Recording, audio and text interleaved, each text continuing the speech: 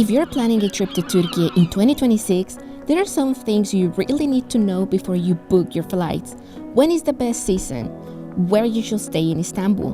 How do you travel between cities? What to be aware of? And much more. In this video, I'll explain everything step by step so you can plan your trip the right way. So let's get started. Before traveling to Turkey, check if you need a visa. Many nationalities can get an e-visa online, while others may require a visa on arrival or in advance through a Turkish embassy or consulate. Remember, there is only one official website to check visa requirements and apply for an online visa, and for that, I'll be leaving the link in the description box and pinned comment. Avoid non-official websites. They are third-party services that charge double or even triple the price, and many are scams. Turkey has 4 very different seasons, and your experience will completely change depending on when you visit. Spring, which goes from April to May, this is honestly one of the best times. The weather is perfect, flowers are blooming, and if you're planning to visit some coastal towns as well, this is one of the best seasons in terms of weather. Summer, June through August. These are the hottest months. Temperatures can exceed 35 degrees Celsius with high humidity. In places like Ephesus, Pamukkale, and along the entire Aegean and Mediterranean coast, temperature can pass the 40 degrees Celsius.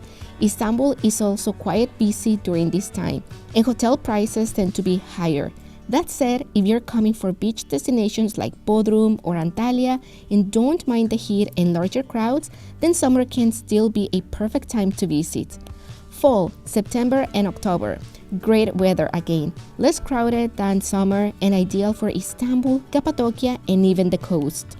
These are the coldest months and expect temperatures around 5 to 10 degrees Celsius, sometimes dropping to freezing with occasional snow in Istanbul. During this time you can easily find cheaper hotels and fewer tourists. Cappadocia with snow looks magical. Insider tip.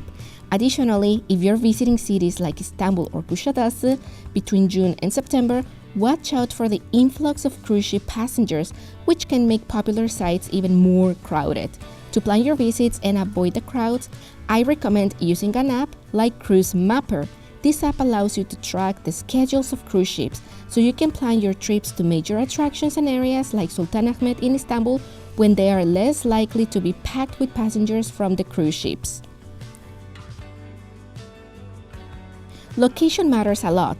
Sultanahmet, best if it's your first time.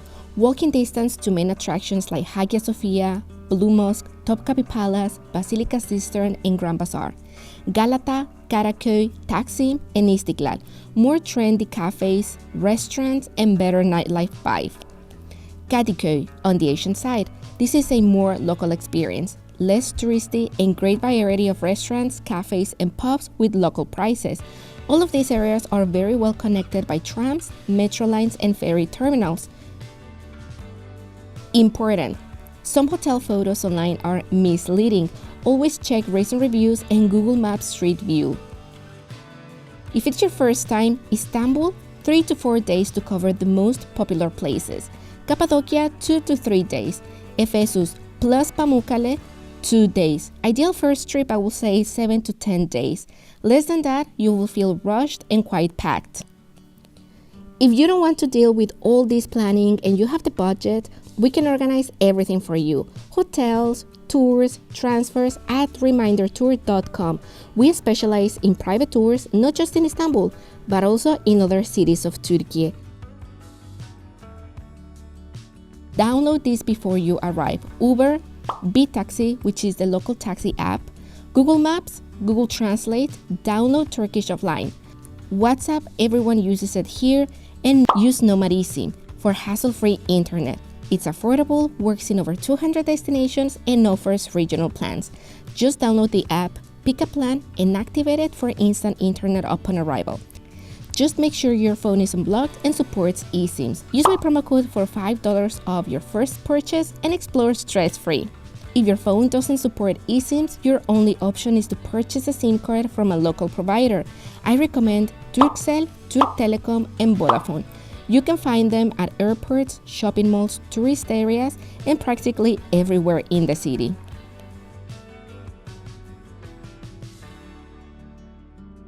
Important: Istanbul has serious traffic. If you book private tours, sometimes walking tours are actually faster. Use metro, tram, Marmaray, ferries. The transportation system is modern and safe. Get an Istanbul card. The Istanbul card is a must-have for public transportation. It works on buses, trams, metro, ferries, and funiculars. You can buy and reload it at any yellow machine located near metro or tram stations for easy access to the city. An insider tip: you can also use it for many public toilets, including those in Sultanahmet. Istanbul has two airports. Istanbul Airport is on the European side, 45 kilometers from the city center. There are different options to go to the city center. Hava East Airport buses is the most budget-friendly option.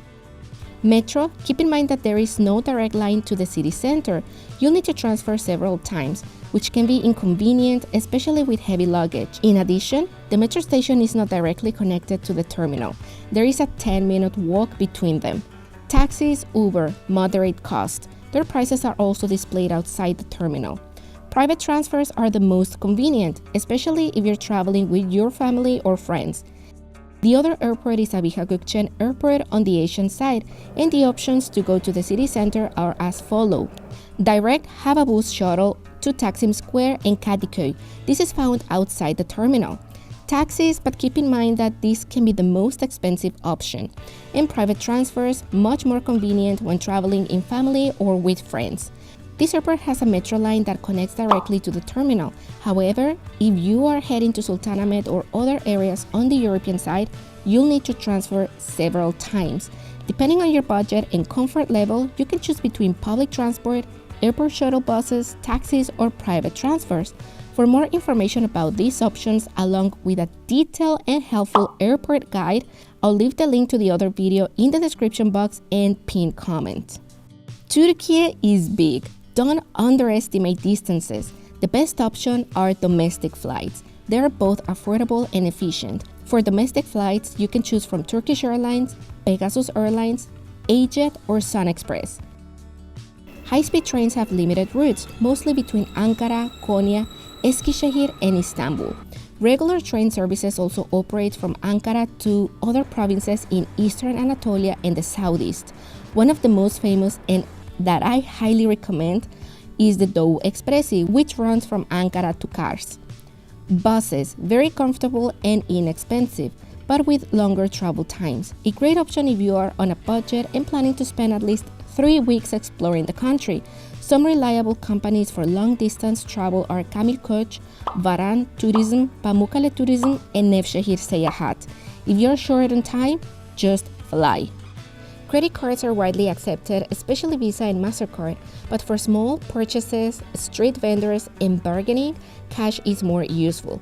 American Express cards are not widely accepted here yet, so be sure to have a backup card from Visa or MasterCard. If you want to have cash with you, the best options are ATMs and the exchange offices located inside the Grand Bazaar. Avoid exchange offices at the airports, along the tramline in Sultanahmet, and on Istiklal Street. They offer the worst exchange rates. And trust me, your wallet will thank you. Insider tip: always carry a physical card, not just phone payments, as many establishments do not accept phone payments yet.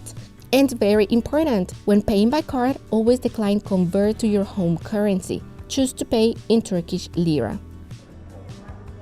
When visiting mosques, dress modestly. Women should carry a scarf to cover the hair and remove your shoes. And very important, do not step on the carpets with your shoes on. We often see tourists doing it, especially in the Blue Mosque. So just follow the signs. You will see signs everywhere where you shouldn't be wearing your shoes.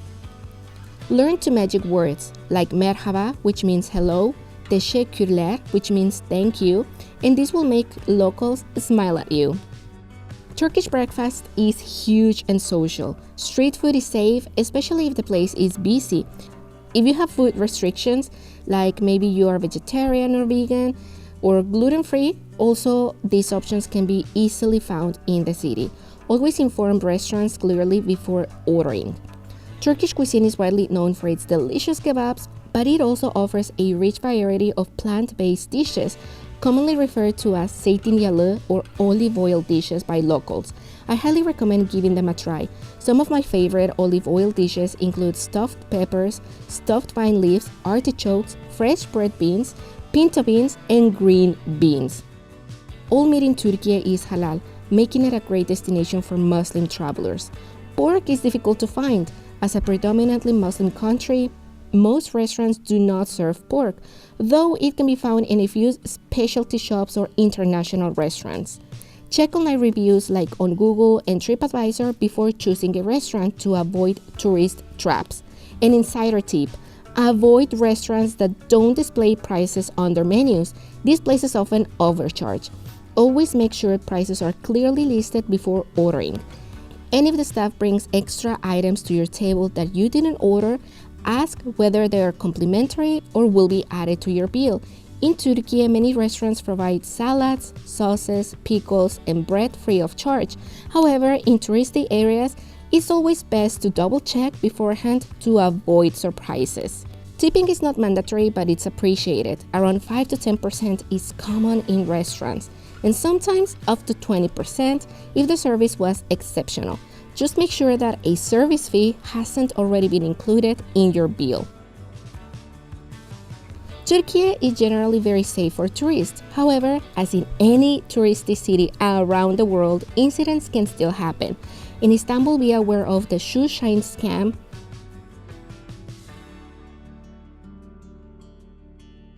overpriced taxis,